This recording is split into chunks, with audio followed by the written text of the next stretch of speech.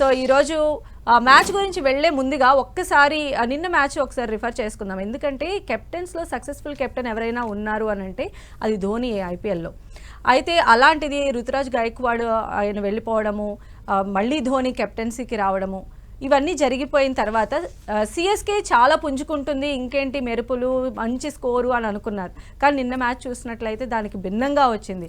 So first of all అంటే ఏంటి sir దీన్ని, అంటే ఒక కెప్టెన్ పైన మాత్రమే కాదు ప్రతి ఆటగాడు కూడా చాలా బాగా ఆడితేనే ఏదైనా సాధ్యము అనటానికి ఇది ఒక ఎగ్జాంపుల్గా భావించవచ్చా?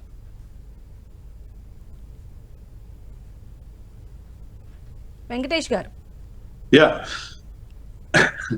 ఒకటండి, cricket is a team game అండి. Cricket is a team game. ఒక్క ప్లేయర్ లేకపోతే ఒక కెప్టెన్ మొత్తం టీమ్ ఫార్చ్యూన్స్ చేంజ్ చేయడం అనేది జరిగే పని కాదు.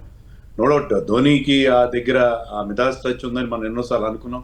ధోని ఎంత ఆర్డినరీ టీమ్ అయినా బ్రహ్మాండమైన ఛాంపియన్ టీమ్ గా తీర్చిదిద్దగలనేది గతంలో మన ఎక్స్పీరియన్స్. కానీ ఇప్పుడు చెన్నై ఎంత పరాజయాల ఊబిలో కూరుకుపోయిందంటే దాన్ని బయటకు తీసుకురావాలంటే ధోని వాళ్ళు కూడా కావట్లేదు. ఇన్ఫ్యాక్ట్ ఈ వరుసగా ఐదో డిఫీట్ వాళ్ళకి. ఐదో defeat is the worst defeat. మిగతా 4 కంటే కూడా చాలా దారుణమైన, చాలా పేలవమైన ప్రదర్శన వాళ్ళ దగ్గర నుంచి మనం చూసాం. సో టీంలో సంథింగ్ ఇస్ డెఫినెట్లీ రాంగ్. ఒకసారి కెప్టెన్ మారినంత మాత్రాన, ధోని పగ్గాలు చేపట్టినంత మాత్రాన టీం ఇమీడియట్ గా వాళ్ళకి విజయాల బాట పట్టడానికి కుదరదు.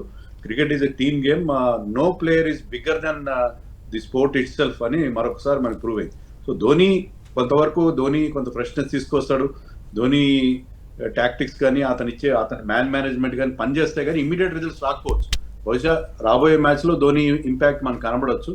But any captain is as good as team బాగుంటేనే క్యాప్టెన్ కూడా ఏమైనా చేయగలుగుతాడు. సో ధోని వల్లనే సక్సెస్ అవుతుంది అన్న మిత్ కూడా ఇప్పుడు బ్రేక్ అవుతున్నాం.